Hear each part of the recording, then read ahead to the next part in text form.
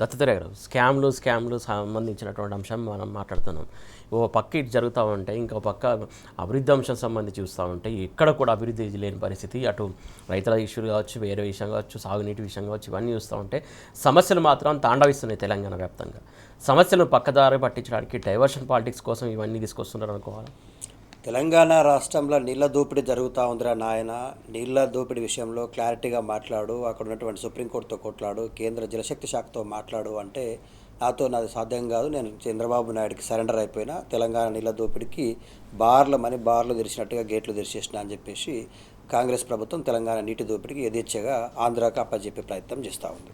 ఇవాళ తెలంగాణ రాష్ట్రంలో ఏం జరుగుతూ ఉందంటే, తెలంగాణ అస్తిత్వం మీద, తెలంగాణ ఆత్మగౌరవం పైన ఆంధ్ర నాయకుల పెత్తనమే కొనసాగుతున్నట్టుగా చాలా స్పష్టంగా రేవంత్ రెడ్డి రూపంలో ఇవాళ తెలంగాణలో ఒక ఆంధ్ర నాయకుల ఆధిపత్యం కొనసాగుతుంది. సో దీనిపైన మనం మాట్లాడుకోవాల్సిన అవసరం ఏంటంటే, తెలంగాణ ప్రజల బాగు కోసం కేసీఆర్ గారు కలలు కానీ భవిష్యత్తు తెలంగాణ 60 సంవత్సరాల దరిద్రాన్ని దూరం చేస్తూ తెలంగాణని ఒక సుభిక్షమైనటువంటి తెలంగాణగా అన్ని రంగాలలో నంబర్ 1 తెలంగాణ, సాగు రంగంలో కావచ్చు, తాగునీటి రంగంలో కావచ్చు, వ్యవసాయ రంగంలో కావచ్చు, విద్యుత్ రంగంలో కావచ్చు, తెలంగాణను నంబర్ 1 స్టేట్గా తీర్చిదిద్దిండ్రు.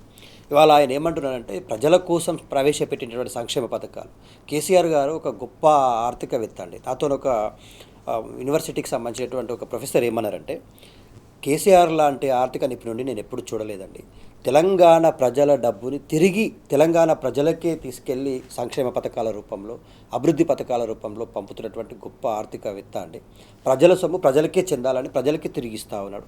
మీరు అనుకుంటా ఉన్నారు, కళ్యాణ లక్ష్మి అనేటువంటిది ఒక పేదింటి కుటుంబానికి అతిపెద్ద భారం. పెళ్ళి అనేటువంటిది అంత పెద్ద కుటుంబానికి ₹1,00,000 సాయం చేయడం, దేశంలో ఏ రాష్ట్రం కూడా ఇట్లాంటి ఆలోచన చేయలేదు.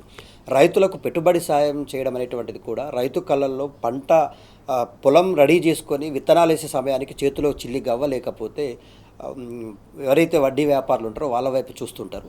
అట్లాంటి రైతు చేతుల్లోకి తక్షణం పెట్టుబడి సాయం కింద డబ్బులు ఇచ్చి రైతు బంధున అందించినటువంటి నాయకుడు. ఒకవేళ రైతు పుసుక్కన ఏదైనా కరెంటు షాక్తోటో లేకపోతే పాము కారుతోనో చనిపోతే ఆ కుటుంబం వీధిన పడకూడదని చెప్పేసి ఆ కుటుంబానికి రైతు బీమాను అందించి ఆ కుటుంబాన్ని ఆదుకున్న నాయకుడు. విద్యార్థుల భవిష్యత్తు, విద్యార్థులే తెలంగాణ రాష్ట్రానికి అతిపెద్ద పెట్టుబడి అని చెప్పేసి విద్యార్థులపైన ఒక్కొక్క విద్యార్థి పైన ₹1,20,000 ఖర్చు పెట్టి గురుకుల విద్యా వ్యవస్థ, దేశవ్యాప్తంగా గురుకుల వ్యవస్థ స్కూల్ ఎడ్యుకేషన్ వరకే ఉంటే, కేవలం తెలంగాణ రాష్ట్రంలో మాత్రమే కాలేజీలకు, డిగ్రీ కాలేజీలకు, లా కాలేజీకి ఇట్లా ప్రత్యేకమైనటువంటి విద్యా విధానాన్ని తీసుకొచ్చి వాళ్ళ తెలంగాణ ఇంత సుభిక్షం చేశాడు. వాళ్ళ సంక్షేమ పథకాలన్నీ బంద్ అయిపోయినాయి. సంక్షేమ పథకాలన్నీ అవినీతి పథకాలు అయిపోయాయి అండి. ఇవాళ రైతు బంధు రావట్లేదు, రైతు బీమా రావట్లేదు, రైతుల రుణమాఫీ లేదు. ఎక్కడ చూసినా కూడా ప్రతి అంశంలో అవినీతి తాండవం చేస్తూ ఉంది. కాంగ్రెస్ పార్టీ అంటేనే స్కాముల పార్టీ. ఏ దాంట్లో అయినా కూడా తన వాటా తేలకుండా, తన పర్సంటేజ్ రాకుండా ప్రజలకు సంక్షేమ పథకాలు ఇవ్వరు, అభివృద్ధి పథకాలు ఇవ్వరు. ఇవాళ ఏ మున్సిపాలిటీకి అయినా వెళ్దాం సురేష్ గారు, గతంలో కేసీఆర్ గారు తెలంగాణ రాష్ట్రం వెలుగుల దివ్యగా ఉండాలంటే మున్సిపాలిటీలు చెక్కిన అద్దంలాగా ఉండాలి, బొమ్మలాగా ఉండాలని చెప్పేసి సెంట్రల్ లైటింగ్ సిస్టము, అద్భుతమైనటువంటి రోడ్లు, మున్సిపల్ కాంప్లెక్స్లు, ఇంటిగ్రేటెడ్ మార్కెట్ యార్డ్స్, ఓపెన్ పార్కులు, ఆ ఓపెన్ పార్కులో ఓపెన్ జిమ్ములు, ప్రతి కుటుంబానికి నాణ్యమైనటువంటి తాగునీరు, 24/7 నాణ్యమైనటువంటి విద్యుత్తు, చదువుతున్నటువంటి విద్యార్థులు, జిల్లాల్లో ఉన్నటువంటి విద్యార్థులకు సపరేట్ లైబ్రరీలు, మధ్యాహ్నం భోజనం, వాళ్ళకు ఆడపిల్లలకు శానిటరీ కిట్లు. ఒక్కటే అండి, ఈ తెలంగాణని కంటికి రెప్పలాగా కాపాడుకొని మనం అన్ని రంగాలలో నంబర్ 1 స్టేట్గా మనం తీర్చిదిద్దితే రావడమే కాంగ్రెస్ పార్టీ అన్నిట్లలో డమాల్.